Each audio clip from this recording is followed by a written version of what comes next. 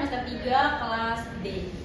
Nah, di sini saya akan menjelaskan tentang rencana pelaksanaan layanan bimbingan klasikal. Yang dimana komponennya itu layanan dasar, terus bidang layanannya itu pribadi, terus topik layanannya itu mengelola dan menstabilkan emosi remaja. Fungsi layanan untuk pemahaman dan pengembangan diri. Yang dimana tujuan umumnya itu supaya peserta didik mampu memahami, mengendalikan, dan mengekspresikan emosinya itu secara positif, serta menjalin hubungan sosial yang sehat dan bertanggung jawab dengan teman sebaya di lingkungan sekolah maupun di luar sekolah. Sedangkan tujuan khususnya itu ada 5. Yang pertama, ada peserta didik itu mampu menjelaskan definisi dan jenis-jenis emosi yang umum dialami remaja. Yang kedua, peserta didik itu mampu mengenali faktor internal dan eksternal yang mempengaruhi emosi. Yang ketiga, peserta didik mampu menunjukkan cara-cara positif untuk mengatur dan menstabilkan emosi. Yang keempat, ada peserta didik itu mampu mempraktikkan strategi pengendalian emosi dalam memahami konflik. Dan yang terakhir, atau yang kelima itu, peserta didik mampu memperhatikan sikap tenang, empati, dan tanggung jawab sebagai tanda kedewasaan emosional. SKKPD-nya yaitu wawasan diri dan pengelolaan emosi, yang dimana pengenalannya itu peserta didik itu mampu mengenal berbagai bentuk emosi yang dirasakan diri sendiri dan orang lain. Akomodasinya, peserta didik mampu memahami pentingnya pengendalian emosi dalam interaksi sosial. Dan tindakannya itu peserta didik mampu menerapkan strategi positif untuk menstabilkan emosi dan kehidupannya sehari-hari. Sasaran layanannya itu untuk kelas 10 SMA ya.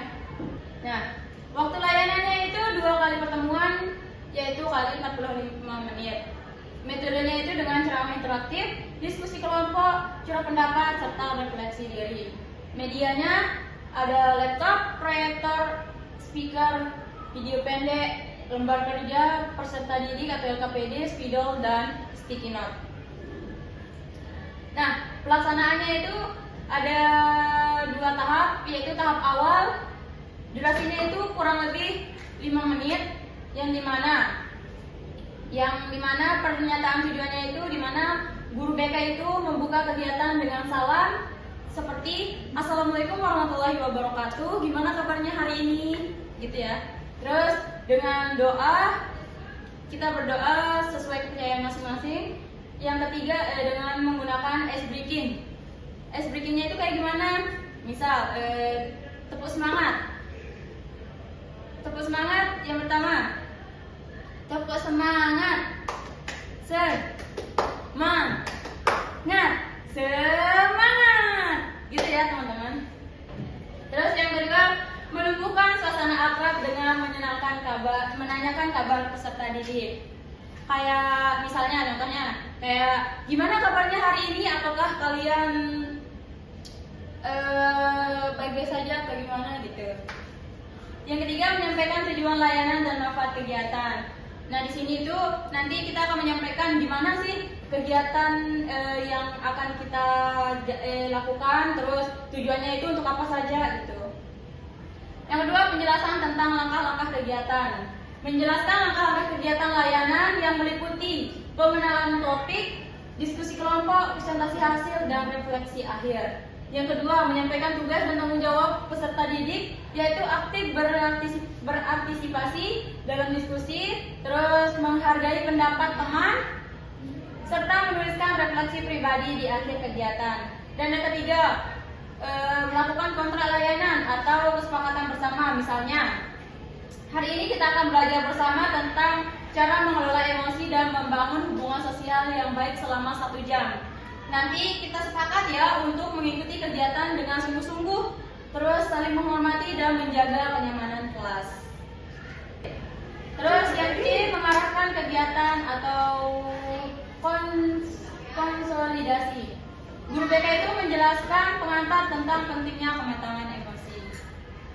D itu tahap peralihan. Guru BK memastikan kesiapan siswa melanjutkan ke tahap inti. Nah, tahap intinya itu penyampaian materi.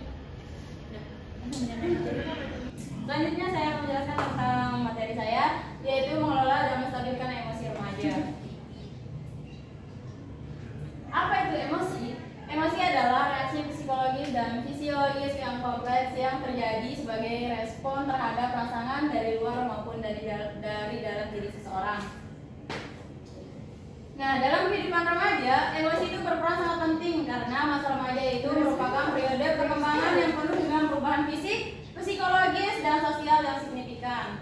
Emosi juga membantu remaja dalam mengekspresikan perasaan, beradaptasi dengan lingkungan sosial, serta menjadi dasar pengambilan keputusan dan motivasi perilaku. Selanjutnya, fungsi emosi dalam kehidupan remaja. Yang pertama, memperkuat semangat dan motivasi ketika mengalami keberhasilan atau keadaan positif. Yang kedua, menginformasikan dan mengarahkan perilaku dalam menghadapi situasi tertentu. Yang ketiga, menjadi mekanisme adaptasi sosial, membantu remaja membangun hubungan sosial yang harmonis. Yang keempat, sebagai indikator kondisi psikologis yang perlu dikelola agar tidak berujung pada gangguan mental atau sosial. Next. Selanjutnya, faktor-faktor yang mempengaruhi emosi baik dalam diri maupun dalam lingkungan. Faktornya yang mempengaruhinya itu ada dua, faktor eksternal dan internal. Faktor internal meliputi perubahan fisik yang signifikan selama masa pubertas seperti pertumbuhan tubuh yang cepat dan fluktuasi hormon. Yang kedua ada faktor eksternal yang mempengaruhi emosi remaja mencakup pola asuh, orang tua yang sangat menentukan perkembangan emosional mereka. Nah, interaksi antara faktor internal dan eksternal ini sangat kompleks dan saling mempengaruhi satu sama lain sehingga membentuk kestabilan dan kualitas emosi pada remaja. Dampak negatif emosi yang tidak terkendali. Dampak negatif emosi yang tidak terkendali pada remaja bersifat luas dan kompleks, mencakup berbagai aspek psikologis, sosial, akademik, serta kesehatan fisik yang saling berinteraksi dan memperburuk kondisi kesejahteraan remaja secara menyeluruh. Secara psikologis, remaja yang mengalami disregulasi emosi atau kesulitan dalam mengendalikan perasaan negatif seperti marah, cemas, atau kesedihan lebih rentan menunjukkan perilaku agresif dan impulsif. Hal ini tercermin dalam tindakan menyakiti diri sendiri, kekerasan verbal maupun fisik terhadap orang lain, dan ledakan emosi yang tidak terkontrol. Nah, dalam ranah sosial, emosi negatif yang tidak terkelola menyebabkan gangguan pada kemampuan berinteraksi dan membangun hubungan sehat dengan teman sebaya, keluarga. Akademik juga turut terganggu ketika remaja tidak mampu menstabilkan emosinya dengan baik. Tingkat stres yang tinggi akan menghambat konsentrasi belajar. Oleh sebab itu, penting adanya program intervensi dan pendidikan regulasi emosi sejak dini serta dukungan lingkungan yang positif seperti keluarga yang harmonis, sekolah yang suportif, dan komunikasi yang terbuka agar remaja itu dapat belajar mengelola emosinya dengan baik.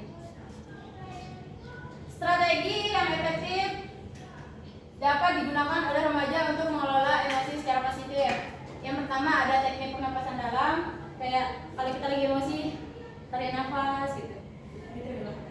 Yang kedua, berpikir positif dan dan reframing kognitif. Yang ketiga, menyalurkan emosi melalui kegiatan positif. Yang keempat, mindfulness dan meditasi. Yang kelima, mencari dukungan sosial. Yang keenam, mengelola akar masalah emosi. Yang ketujuh, menghindari diskusi saat emosi. Yang keempat, modal perilaku mengelola emosi yang sehat. Selanjutnya, cara menstabilkan emosi saat menghadapi konflik dan tekanan sosial. Yang pertama, teknik relaksasi dan mindfulness. Yang kedua, reframing kognitif. Yang ketiga, mengembangkan keterampilan sosial dan komunikasi asertif. Yang keempat, pencegahan masalah dan manajemen waktu. Yang kelima, menyalurkan emosi melalui aktivitas positif. Yang keenam, meminta dukungan sosial. Yang ketujuh, menjaga kesehatan fisik. Yang kedelapan, memberikan waktu untuk diri sendiri atau self-care. Yang kesembilan, membangun kesadaran dan kesehatan emosional, ketahanan emosional. Yang kesepuluh, terapi dan konseling bila diperlukan. Sekian, terima kasih dari saya. Wassalamualaikum warahmatullahi wabarakatuh. Waalaikumsalam.